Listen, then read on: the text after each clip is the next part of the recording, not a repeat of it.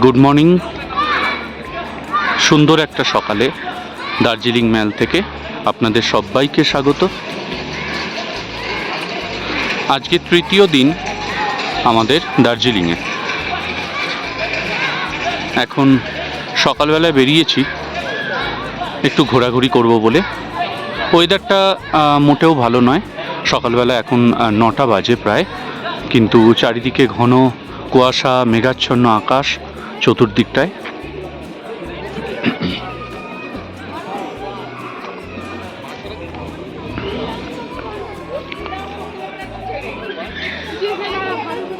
এইখানে প্রশিক্ষণ চলছে।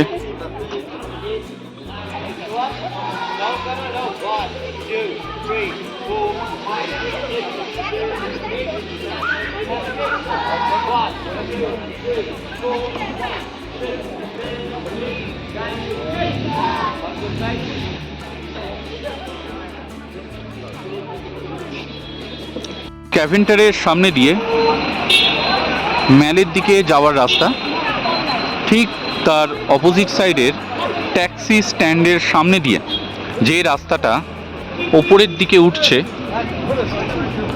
এইখানেই অবস্থিত কুঙ্গা। স্পেশাল তিব্বতিয়ান ফুড, চাইনিজ সমস্ত রকমের ফুড এখানে পাবেন। কুঙ্গার সামনে প্রচণ্ড ভিড়, লাইন কিছুটা রয়েছে।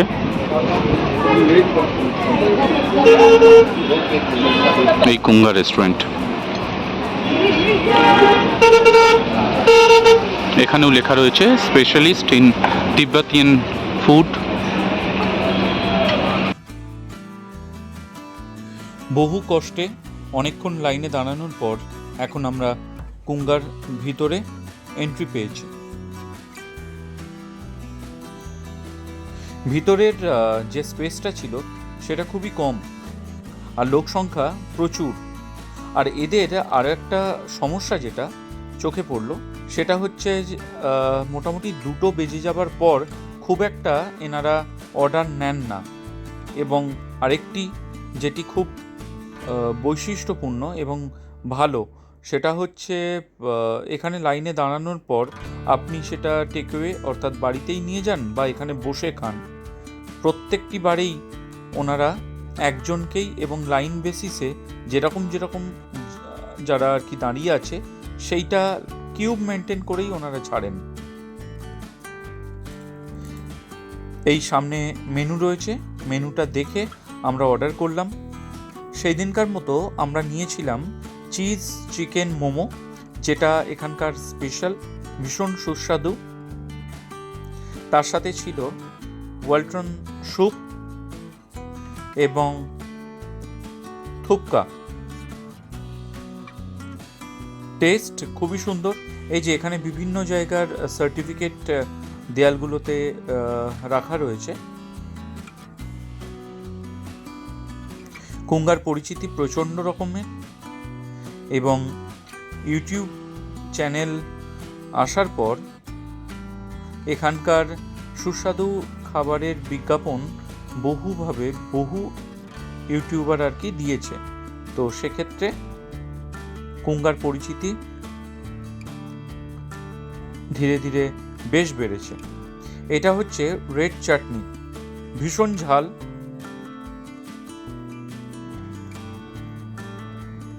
এটি একটি তিব্বতিয়ান রেস্টুরেন্ট, আগেই যেটা বলেছি। এই গরম গরম সার্ভ করা হচ্ছে ফুড। আমরা 2টো নিয়েছিলাম, 2টোকে 4টেতে ডিভাইড করে দিতে বলেছিলাম, ওনারা সেটাই করে দিয়েছিলেন। এটি হলো স্যুপটা। এই চিকেন চিজ মোমো, একটা প্লেটে ওনারা সার্ভ করেছেন 10 পিস করে, ভীষণ সুস্বাদু। এবং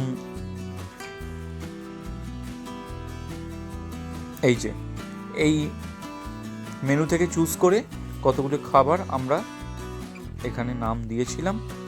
1330 টাকা মতো আমাদের বিল হয়েছিল।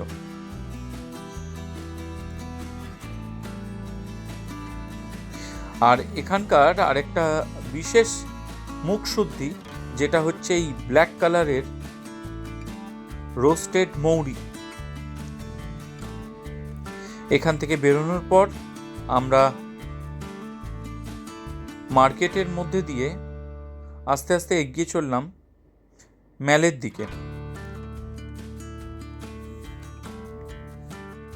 আর সেই সময়ই লক্ষ্য করলাম একজন ভদ্রলোক বসে বাজাচ্ছেন এবং নেপালি ভাষায় গান গাইছিলেন।